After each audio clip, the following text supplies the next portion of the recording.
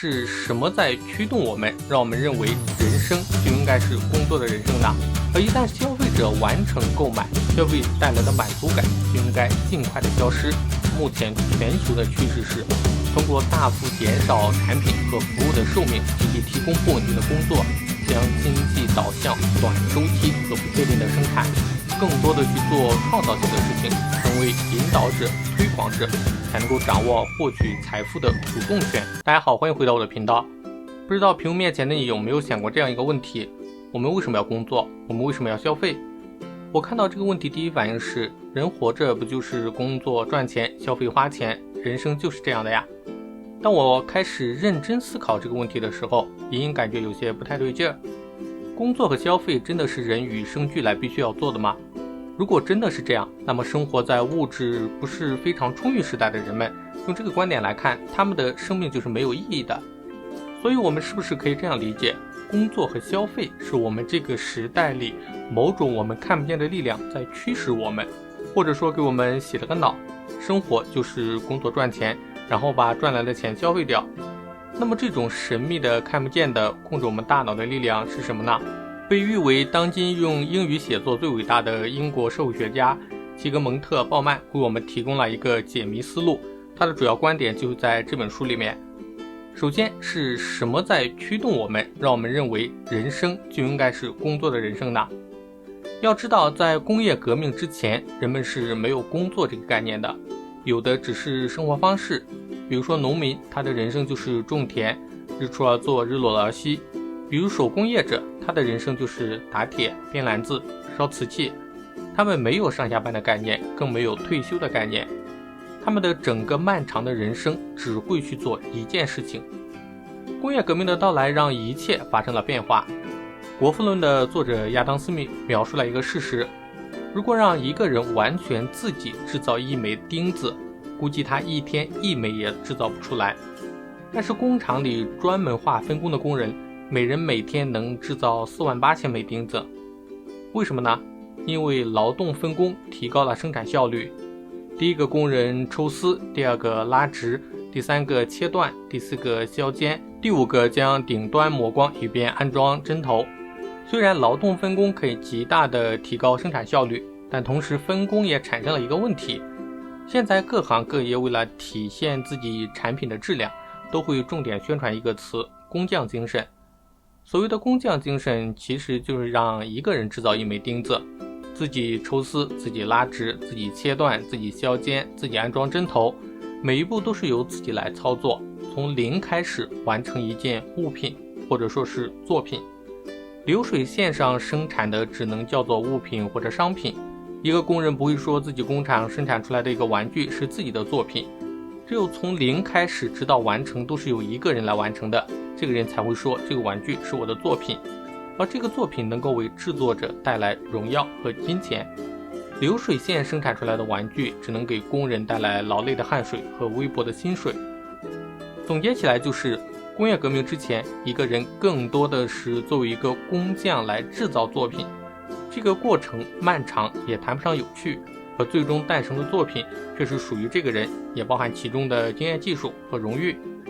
工业革命之后，一个人更多的是作为维持巨大机器不停运转的一枚螺丝钉，每天做的都是只是一个重复的无意义的动作，而人天生就是不安分的动物。人类能够发展到今天，靠的不是循规蹈矩，不是每天重复同样的动作，靠的也不是辛苦的劳作。工厂里的工人从某种意义上来看，就是现代工业机器的奴隶。和奴隶唯一不同的是，工人不能靠暴力强迫他们工作。于是一种工作伦理诞生了。工作伦理最重要的一条就是，为了维持生活并获取快乐，每个人都必须做一些他人认同的有价值的事情，并且为之获取回报。世界上没有免费的午餐，有付出才有收获。安于现状不思进取是可耻的，除非是为了完成更多工作而保持精力，否则休息就是不体面的。这些想法我相信任何一个生活在现代社会的人都应该不会不同意。这也就说明，从工业时代时期，政治家和企业家宣传的工作伦理已经深深地烙入每一个人的 DNA 里。掌握话语权和宣传机器的上层阶级希望工人和劳动者只具有奴隶的价值，他们应该是勤勉的、专注的，永远不考虑自己，只对主人忠诚，依附于主人。正是因为工业革命时期的工人失去了太多，工作了太多，于是我们拥有了海量的永远也消费不完的商品。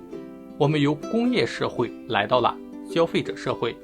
产出不断下降，订单空空如也，商业街门可罗雀，这些都被归咎于消费者意愿或者消费者信心不足。解决所有的麻烦的希望被寄托于消费者重拾他们的义务，再次购买，大量购买，不断的购买。经济增长是衡量现代社会是否正常有序运行的首要标准，而在消费者社会中，经济增长取决于消费者的热情和活力。消费取代了工作，把个人动机、社会整合和系统再生产连接在一起。消费者就是消费的人，消费意味着把东西消耗殆尽。作为一个消费者，意味着我们要占有东西，付费购买它们，让它们成为自己的专属财产，禁止他人使用。消费者意味着毁坏被消费过的产品，一些被我们吃掉，在物理形态上面消失，一些被剥夺了原始的吸引力，变得无法再次被消费，比如坏掉的玩具或者被磨损的唱片。工业社会中训练工人的方式并不适合培育消费者，工人被要求要服从，要习惯单调的枯燥的行为，而消费者却恰恰相反，消费者被要求是善变的，不循规蹈矩的。所以我们会看到大部分的商品宣传都是在强调个性，强调与众不同。另外，消费也是需要时间的，消费者需要用足够的时间来赚取购买商品的钱，但是在理想情况下，消费者应该立刻得到满足。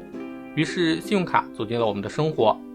而一旦消费者完成购买，消费带来的满足感就应该尽快的消失。只有这样，消费者才会再次购买。比如手机，每年都会推出新款，不断挑拨我们消费的欲望。工作伦理要求我们服从听话，而一名合格的消费者要求我们多变、个性，永不满足。所以生活在消费者社会的我们的心理是割裂的。也正是因为这样，导致了目前全球的趋势是通过大幅减少产品和服务的寿命，以及提供不稳定的工作，将经济导向短周期和不确定的生产。在19世纪初，宣传工作伦理的上层非常清楚他们在宣传什么。劳动是财富的唯一来源，不劳动的人只能沦为社会的底层穷人。所以在渴望工作的人不断增多的同时，不愿意按照企业家提供的条件工作而产生的穷人也越来越多。对于穷人，政府没有办法让他们去工作，也没有办法让他们去消失，只能为穷人提供最基本的、最恶劣的生活条件。变化发生在20世纪末，美国提出了以工代赈的计划，不再为穷人提供最基本的救济，除非他们愿意到工厂去工作。这样的措施一定程度上提高了生产力，让一部分穷人变成了工人。但是在今天这个全球化的时代，情况又发生了变化。现在无论是穷人是否愿意参加生产，都丝毫不会影响到生产力，因为在世界的其他地方很容易能够找到价格更便宜的劳动力。同时，对于大公司而言，进步首先就意味着裁员，科技进步意味着用软件取代人。当国家的整体失业率快速上升的时候，我们看不到证券市场上有任何的焦虑或者恐慌，相反，市场可能会表现火爆。在大公司宣布裁员之后，他们的股票往往会急剧的拉升。全球化削弱了国家的经济自主权，资本的流动削弱了国家对利率和汇率的影响，跨国公司的灵活性侵蚀了按地域分配投资的控制能力，技术和专业劳动力在全球的流动使收入和财富的累进税收征收更加的困难，进而维持公共服务也更加的困难。目前存在着4类职业，第一类是引导者，他们是发明家、广告商、推广商和商人。第二是各领域各层次的教育工作者，可雇佣劳动力的再生产，把劳动力塑造为商品。第三类是从事消费市场服务的人，大部分是商品销售和培养欲望。第四类是常规劳动者，也就是流水线上的工人。第一类和第二类的职业在如今全球化的市场更能够掌握到大量的财富，而第4类职业会始终面临各种不安全感，也随时可能会跌入穷人阶层。总结起来，这本书对我最大的影响就是让我更加的明白了一个道理：看似正确的循规蹈矩的工作原理，其实是一种上层阶级发明的无形的枷锁，把太多人的思维禁锢，只能做重复的无意义的现代奴隶。消费主义是上层阶级精心打扮的欲望，买只是满足了我们不断被挑拨的欲望，并不能让我们真正的感到幸福。只有跳出工作伦理和消费主义的桎梏，更多的去做创造性的事情，成为引导者、推广者，才能够掌握获取财富的主动权，远离成为新穷人的风险。以上就是本期视频的内容，觉得还不错的话，欢迎点赞、订阅、分享。如果大家有什么感想，也欢迎在视频下面留言分享。那我们下期再见。